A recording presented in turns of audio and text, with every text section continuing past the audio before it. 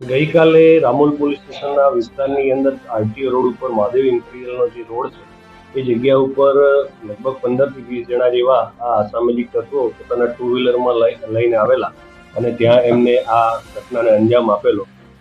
મૂળ વસ્તુ હકીકતમાં એવું હતું કે એ જે બંને પંકજ ભાવસાર અને સંગ્રામ બંને વચ્ચે એક જૂની અદાવતના ભાગરૂપે અને જે આ ઇમ્પિરિયલ છે ત્યાં એક પાનના ગલ્લાની અંદર એક પાણીપુરીની લારી છે. એ લારી આગળ આ સંગ્રામની બેઠક હતી અને સંગ્રામની બેઠક આગળ બીજી પાણીપુરીની લારી જે હતા એ પંકજ ભાવસારને મૂકવા માંગતા હતા. એ બાબતનું એમનું ચાલતું હતું.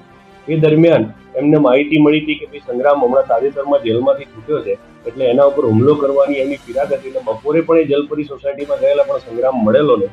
એટલે રાત્રે એની બેઠક આ જે પાન પાર્લર આગળ છે એટલે ત્યાં હશે એમ સમજીને આ સમગ્ર જે ટોળું હતું એ ત્યાં આવેલું અને ત્યાં આવીને એમને સંગ્રામ ત્યાં મળેલો નહીં, પરંતુ રસ્તાની અંદર જે પણ ટુ વ્હીલર અને જે રાહદારીઓ હતા એમના ઉપર એમને આ ધોકા અને વરસાદને કરી અને આતંક મચાવેલો હતો.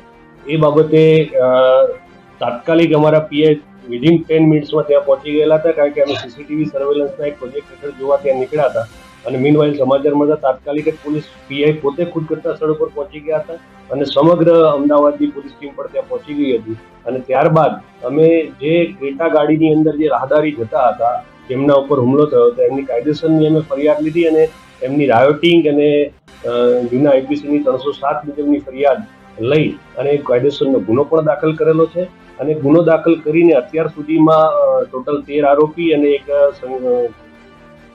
જુવેનાઇલ એમ કુલ 14 જણાને અત્યારે રાઉન્ડ અપ કરી અને આગળની કાયદેસરની કાર્યવાહી ચાલુમાં છે.